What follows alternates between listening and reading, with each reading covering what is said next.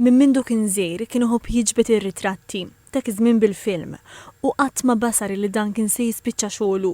Martin Agius, fotografu li jispeċjalizza fl-street photography u bħalissa fil-Mużew ta' Winja Court fir-Rabat qed jeżebixxi 20 biċċa xogħol minn tiegħu, il-kull maħduma b'dik li jsejħula double exposure. Street photography inti qed tiddokumenta l-ħajja ta' kuljum.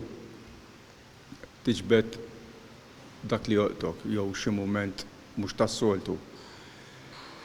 Jew jien l-iktar li nħobb insib ix-xena u nintefa' fuq il-post u nistenna, ġieli għamilt anke sija nistenna sakemm jgħaddi dak il-karattru li joġob lili.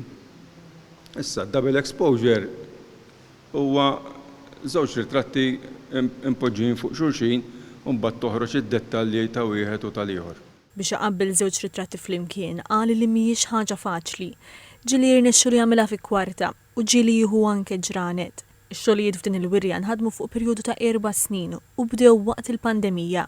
L-idea bdiet double exposures bil-street photography, però bdiet b'ritratt minn Malta u ieħor minn Londra. Għax qabel il-pandemija kont immur darbtejn fis-sena Londra, allura kelli ħafna ritratti biex naħdem.